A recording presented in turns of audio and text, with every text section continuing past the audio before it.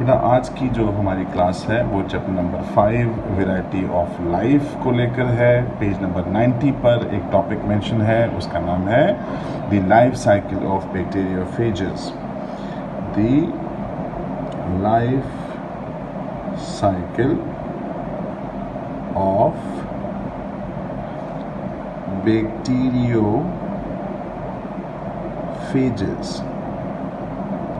इसमें सबसे पहली बात ये है कि हमें मालूम होना चाहिए कि बैक्टीरियोफेजेस क्या होते हैं। हमने ये पढ़ा था बैक्टीरिया की वायरस की क्लासिफिकेशन में कि वायरसेस को क्लासिफाई करने के लिए हमको 3 बेसिस की ज़रूरत होती है, या वायरस की क्लासिफिकेशन 3 बेसिस के ऊपर की गई है। एक उनके मॉर्फोलॉजी के ऊपर, एक उनके डीएनए यानी जीनोम और उनके मेथड ऑफ रेप्लिकेशन पर, एक उनके होस्ट पर की गई है। यानी जिस होस्ट के अंदर वो अपनी लाइफ साइकिल चलाते हैं उस होस्ट की बुनियाद के ऊपर उनकी क्लासिफिकेशन की गई है। तो ऐसे भी वायरस हैं जो एनिमल वायरसेस कहलाते हैं, ऐसे भी वायरसेस हैं जो प्लांट वायरसेस कहलाते हैं, और ऐसे भी वायरसेस हैं जो बैक्टीरियल वायरसेस कहलाते हैं, जिन्हें बैक्टीरियोफेज कहा जाता है। तो व्हाट इज बैक्टीरियोफेज? बेटा बैक्टीरियोफेज ऐसे ग्रुप ऑफ वायरसेस हैं, the group of virus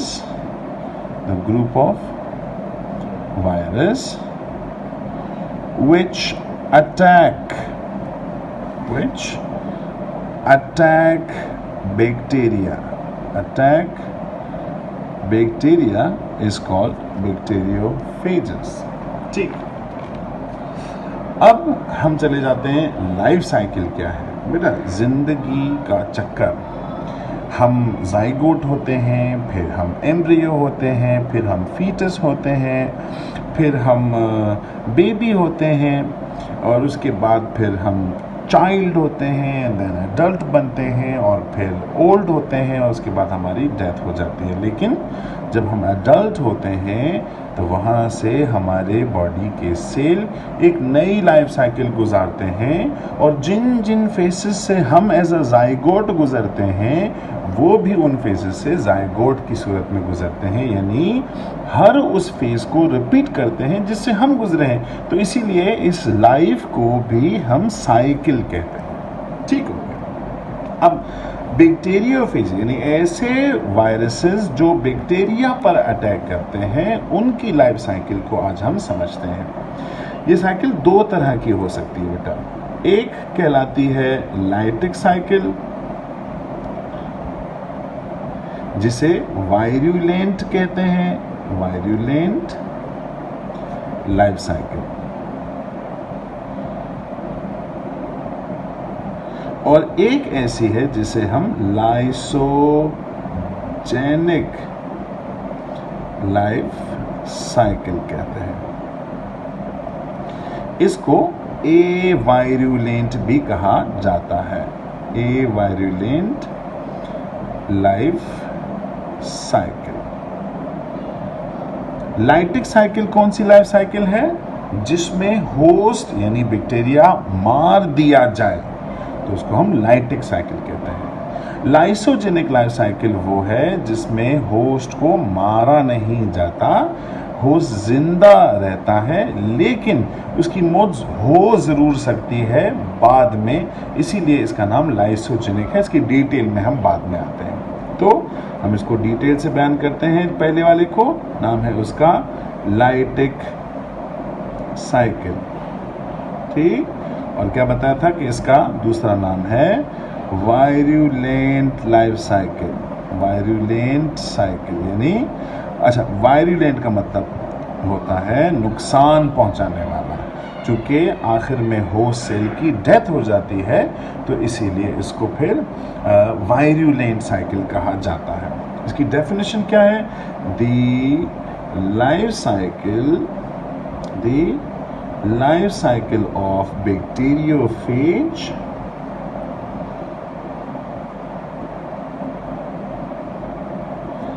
in which the host bacterium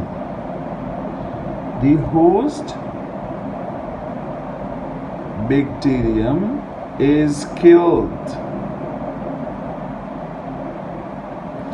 उसे हम लाइटिक साइकिल कहते हैं। ठीक, ऐसी लाइफ साइकिल जिसमें होस्ट सेल की डेथ हो जाए, उसका लाइसिस हो जाए, उसे हम लाइटिक साइकिल कहते हैं। लफ्ज़ लाइटिक का मतलब ही लाइसिस से निकला है। ये लफ्ज़ ग्रीक ज़बान का लफ्ज़ है और इसका मतलब है ब्रेक डाउन।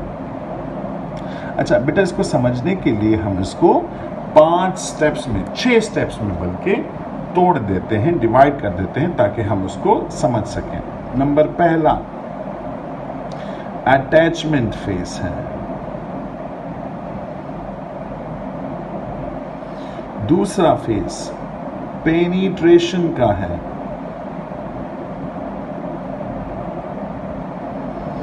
तीसरा फेज डिस्ट्रक्शन का है।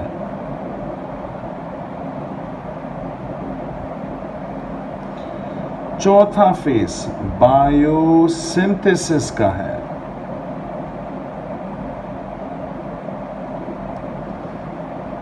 पांचवा फेज असेंबली का है और छठा फेज रिलीज का है।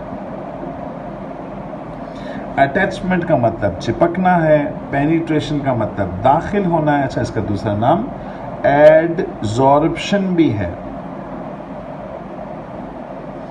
डिस्ट्रक्शन का मतलब तबाह करना है। बायोसिंथेसिस, सिंथेसिस का मतलब है बनाना, बायोसिंथेसिस का मतलब है ऐसी चीजें बनाना जिनका ताल्लुक जिंदगी से हो। असेंबली का मतलब है जमा होना और रिलीज का मतलब है खारिज होना। ये वो 6 स्टेप्स हैं जिनके जरिए हम लाइटिक साइकिल को समझेंगे। लेकिन इससे पहले कि हम ये लाइफ साइकिल को समझें, हम आपको 2 बातें बताना चाहते हैं और वो हमारी ग्राउंड्स फॉर द लेक्चर होंगी। एक बात यह है कि ये लाइसोजाइम क्या होते हैं। बेटा, हमारे सलाइवा यानी हमारे लुआब और हमारे आंसुओं के अंदर एक ऐसा स्पेशल एंजाइम है जो एंटी बैक्टीरियल एंजाइम कहलाता है। ऐसा क्यों? ऐसा इसलिए क्योंकि ये बैक्टीरिया की सेल वॉल को डिस्ट्रॉय करता है। ये एंजाइम एक एंटी बैक्टीरियल है और वो इसलिए क्योंकि ये सेल वॉल को डिस्ट्रॉय करता है बैक्टीरिया की। अच्छा, जब सेल वॉल डिस्ट्रॉय हो जाए बैक्टीरिया की तो बैक्टीरिया की ऑस्मोटिक लाइसिस हो जाती है। What is osmotic lysis? Osmotic lysis का मतलब होता है पानी की वजह से फूल कर मर जाना, है ना। हम जिक्र करते रहते हैं सेल वॉल जो है वो आपको बचाती है किससे? ऑस्मोटिक लाइसिस से। पानी से फूल कर नहीं मरेंगे आप। तो जब आप लाइसोजाइम से इनकॉर्पोरेट होते हैं तो वो आपकी सेल वॉल को हाइड्रोलाइज कर देता है। फिर उसके बाद पानी बाकी काम जो है वो पानी कर देता है and eventually cell, bacterial cell dies. तो what is lysozyme? It's an enzyme that behaves as an antibacterial agent. अच्छा बेटा, दूसरी जो बात है वो ये है कि हम वायरसेस को हमेशा बॉर्डर लाइन पर समझते हैं, लिविंग और नॉन लिविंग के बीच में। वो बहुत सारे लोग जो इसको लिविंग मानते हैं वो 2 बातों पर बहुत जोर लगाते हैं। एक कि वायरसेस रिप्रोड्यूस करना जानते हैं और दूसरी बात वायरसेस के पास एंजाइम्स होते हैं। तो एक हमारा एंजाइम ये है। जो अब मैं बात करने जा रहा हूँ वो ये वाली है कि अगर वायरसेस लिविंग हैं तो इनके पास अपनी मेटाबॉलिक मशीनरी होनी चाहिए, लेकिन ऐसा है नहीं। ये क्या करते हैं? Viruses use metabolic machinery of host cell, metabolic machinery of host cell. इसका मतलब क्या है? मेटाबॉलिक मशीनरी का मतलब क्या होता है? मेटाबॉलिक मशीनरी को जनरल जो है वो नाम रखा है किनका? माइटोकॉन्ड्रिया का, ER का, गोल्जी कॉम्प्लेक्सेस का और राइबोसोम्स का। तो अगर वायरस का DNA होस्ट के राइबोसोम से अपने मतलब के प्रोटीन बनवा सकता है, तो फिर हम ये कहेंगे कि वायरस का डीएनए यूज कर रहा है राइबोसोम को, जो कि सेल की मेटाबॉलिक मशीनरी का एक मेंबर है। ईआरबी मेंबर है, गोल्जी कॉम्प्लेक्सेस भी मेंबर है, माइटोकॉन्ड्रिया भी मेंबर है। ये चूंकि इस्तेमाल कर रहा है राइबोसोम को, तो अब हम कह सकते हैं कि जो वायरस का डीएनए है वो यूज कर रहा है मेटाबॉलिक मशीनरी को, किसकी? होस्ट सेल की। ये जब दो बातें आपको पता चल जाएं तो आप अच्छे से समझ पाएंगे किसको? लाइफ साइकिल ऑफ बैक्टीरियोफेज की। अच्छा, एक और भी बात मैं चाहता हूं कि वो आप समझें, और वो ये है कि वो डिफरेंस आपको मालूम होना चाहिए ऐसे बैक्टीरियोफेज के दरमियान जो लाइटिक साइकिल चलता है और ऐसे के दरमियान जो लाइसोजेनिक लाइफ साइकिल चलता है। तो difference between T4 and lambda phase. बेटा याद रहे कि T4 फेज वो वाला फेज है कि जो लाइटिक साइकिल चलता है, और लैम्डा फेज वो वाला फेज है, बैक्टीरियोफेज है, कि जो लाइसोजेनिक साइकिल चलता है। हम कैसे पहचानेंगे? हम ऐसे पहचानेंगे कि 6 टेल फाइबर्स होती हैं ऐसे बैक्टीरियोफेज को कि जो लाइटिक साइकिल चलता है, और उसे हम T4 फेज कहते हैं। और ऐसा बैक्टीरियोफेज जो कि लाइसोजेनिक लाइफ साइकिल चलता है उसे हम लैम्डा फेज कहते हैं, और उसे जाहिर किया जाता है ग्रीक लेटर से जिसका नाम है लैम्डा। तो ये T4 फेज हुआ जो कि लाइटिक साइकिल से गुजरता है, और ये लैम्डा फेज हुआ जो लाइसोजेनिक लाइफ साइकिल से गुजरता है। फर्क क्या है? इसमें 6 टेल फाइबर्स हैं और इसमें सिर्फ 1 टेल फाइबर है, 1 टेल फाइबर। ये बातें समझने के बाद आइए हम जरा चलते हैं एक डायग्राम की मदद से इन फेसेस को समझने की कोशिश करते हैं। ठीक, पहले फेस में हम ये देखते हैं कि बैक्टीरिया का जो सेल है यानी होस्ट सेल है उसके ऊपर आकर चिपकता है बैक्टीरियोफेज अपनी टेल फाइबर्स के जरिए, और इस फेज को हम अटैचमेंट के नाम से पहचानते हैं। अटैचमेंट के नाम से पहचानते हैं।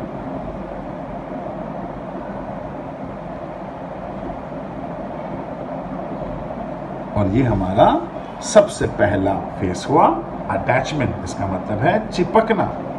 अच्छा, उसके बाद क्या होता है? जो फेस नंबर 2 है उसमें हम ये देखते हैं कि बैक्टीरिया का सेल यानी होस्ट सेल के अंदर बैक्टीरियोफेज यानी T4 फेज अपना डीएनए दाखिल करता है ऐसे करके। ठीक, और इस फेज को हम ये बात पढ़ चुके हैं, पेनिट्रेशन कहते हैं।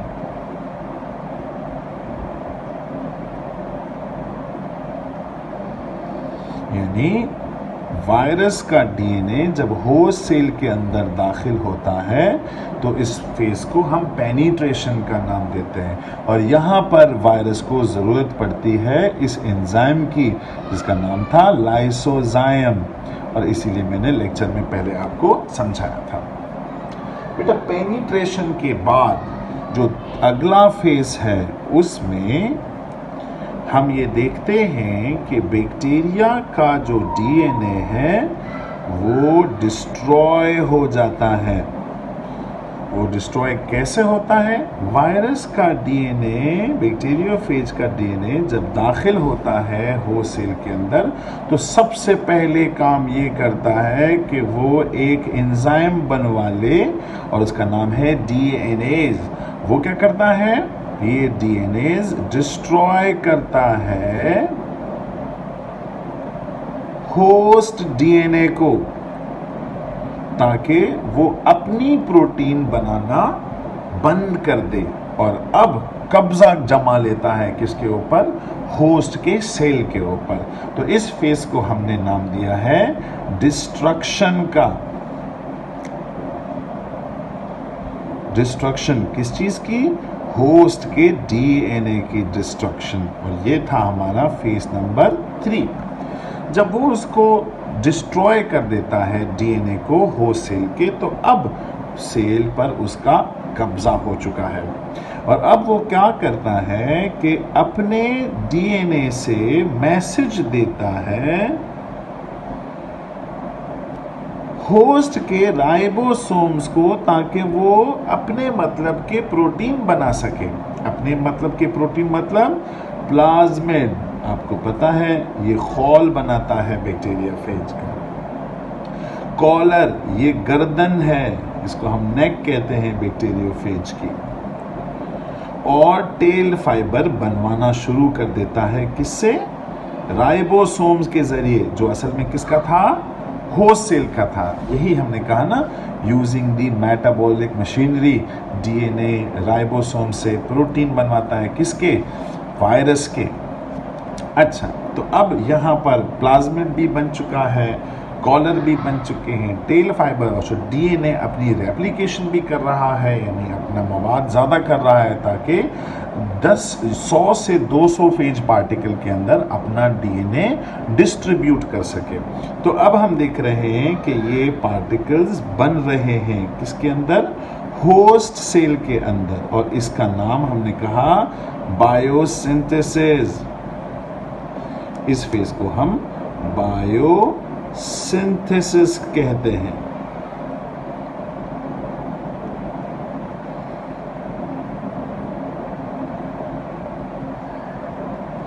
और अब क्या होने जा रहा है, अब होस्ट सेल के अंदर जो भी वायरल कंपोनेंट्स बने थे उनकी असेंबली होगी, यानी वो एक जगह पर जमा कर दिए जाएंगे, ताकि उनमें डीएनए डालकर एक नया T4 फेज बना लिया जाए।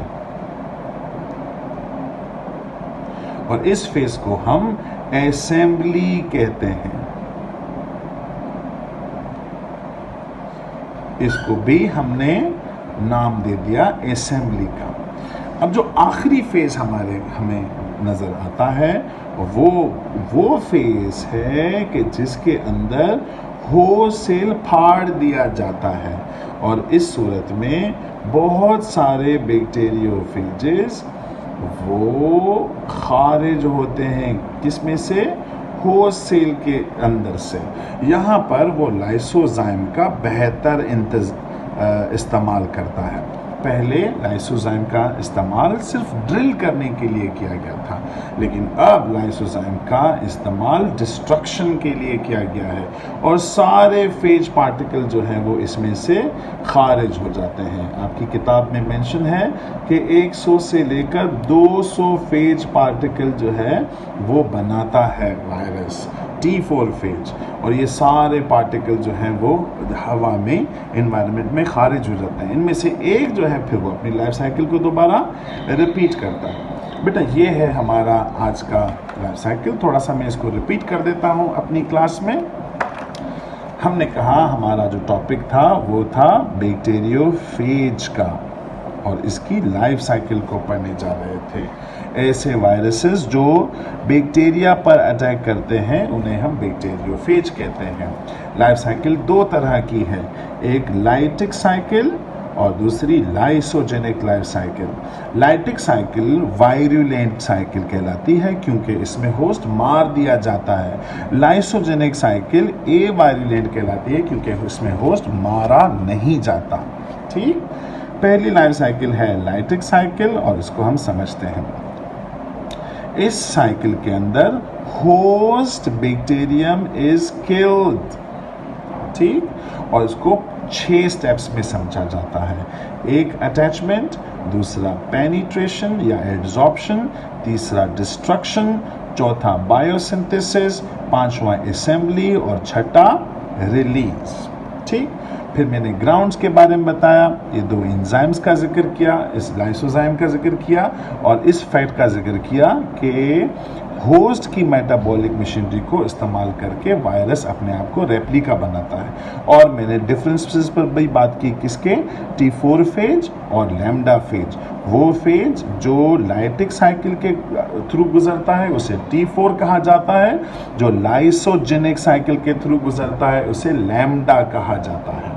और फिर हमने बात की थी स्टेप्स की, और ये रहा हमारा पहला स्टेप, अटैचमेंट, जिसमें बैक्टीरियोफेज जो है वो अटैच होता है टेल फाइबर्स के जरिए होस्ट के ऊपर। और उसके बाद पेनिट्रेशन, जब वो डीएनए को दाखिल करता है। और उसके बाद डिस्ट्रक्शन, जब वो बैक्टीरिया का डीएनए डिस्ट्रॉय कर देता है। और फिर बायोसिंथेसिस, जब वो अपने phase particle components, viral component जो है वो बनवाता है। और फिर है असेंबली, जहाँ पर वो जमा करता है।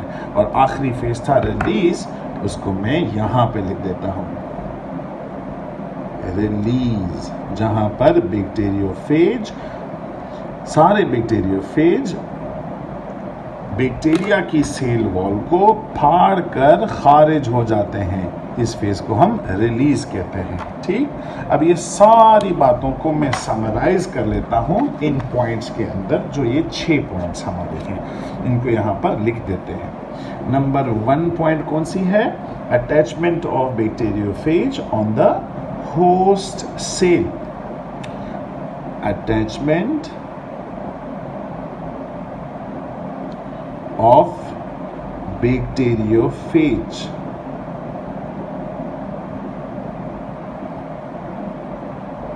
ठीक।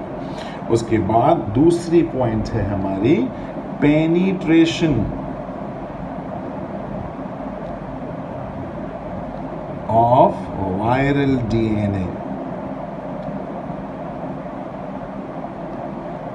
तीसरी पॉइंट है डिस्ट्रक्शन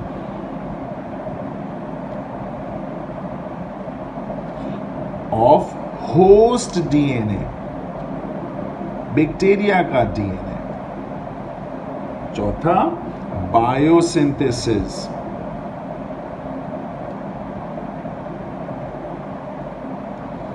ऑफ वायरल कंपोनेंट्स।